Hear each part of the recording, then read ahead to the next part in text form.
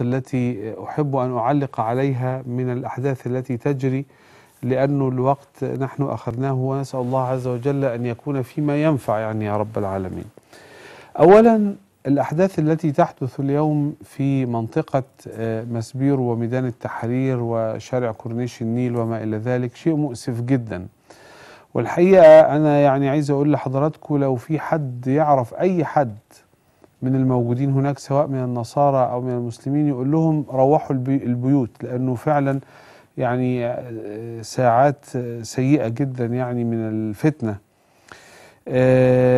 والحقيقة أنا أعرف أن دي أحداث مصنوعة وأنها ليست أحداث تلقائية، لأنه ودي النقطة المهمة، الأحداث دي معلن عنها بقالها 3 أيام، بقالهم 3 أيام ومعروف الأسماء اللي بتدعو إليها، فلان وفلان وفلان، بقالهم 3 أيام بيقولوا هنعمل مظاهرة وتمشي في مكان من المكان الفلاني للمكان الفلاني علشان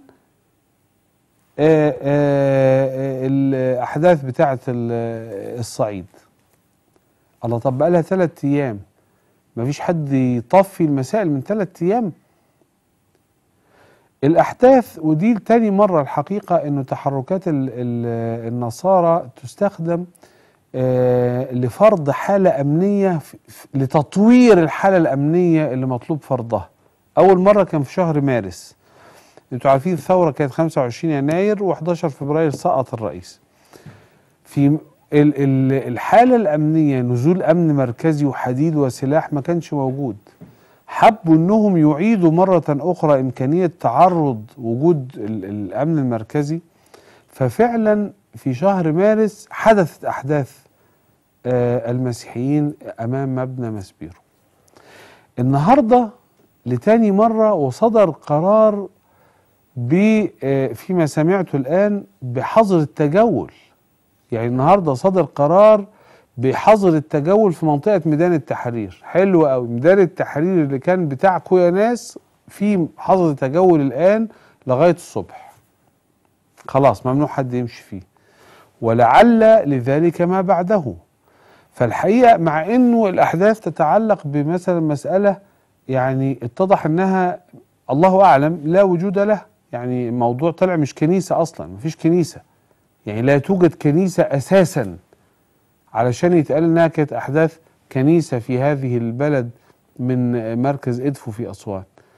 لكن هكذا أحداث معلومة من 3 أيام، ولذلك دي ما حدش يسميها أحداث فتنة طائفية. فتنة طائفية بين مسلمين ومسيحيين، ده ناس هنا مش في أسوان تحركوا إلى المبنى الحكومي، والله أعلم مين بيضرب مين، أنا معرفش، يعني أنا ليس عندي علم، إنما في الآخر أنا أمام أحداث معلن عنها بقالها 3 أيام إنها ستحدث، ومكنت ولم يصدر حتى تصريح مثلا من الأنبا شنودة باستنكارها أو استهجانها أو من الكنيسة عموما ولا شيء من هذا القبيل. فأنا أمام شيء الحقيقة يعني مش طائفي، ده شيء موجه وشيء، ولكن أنا على كل حال الأمر ويعتبر درجة من أجل إحداث التشديد الأمني، والله أعلم ما الذي سيكون بعده. إنما أنا عايز أقول إنه أولا هذه نتيجة غفلة فصائل سياسية مهمة جدا وكبيرة جدا، لازم نعترف بهذا والمسؤولية عليها، إنها يعني سايبة متصورة أن الأمور على التراخي. والشيء الثاني هو إنه يعني المطلوب أن الناس تروح، لأن النهاردة لو زي ما بيقولوا إن بلغ عدد القتلى 19 واحد ولا 15 ولا 17 ولا زي ما بيقولوا، يعني قتلى ليه؟ قتلى إنه إيه؟ ده الأحداث في أسوان مش هنا، يعني قتلى علشان بنعمل إيه؟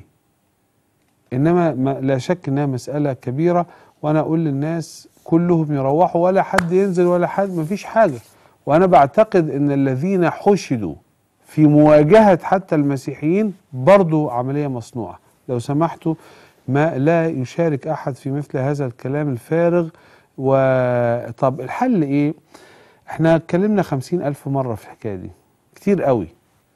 الحل في موضوعات الفتنة الطائفية، مفتاح السر ولا مفتاح الكنز ولا الحل السحري، كلمة واحدة بس، كلمة واحدة: العدل.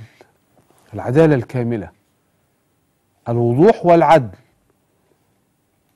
اللي غلطان اسمه مسلم ولا اسمه مسيحي مش دي مشكلة، المشكلة في الظلم والعدل. من أجرم يأخذ وبوضوح والإعلان.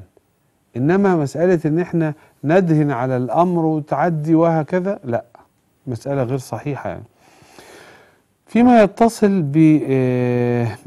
ما يحدث في بلاد العرب، أولا أسأل الله عز وجل، الحمد لله، يعني يقال إنه محنة، طبعا دي اتصالات تليفونية ربما علمت بها، أسأل الله أن يغيث أهل ليبيا يا رب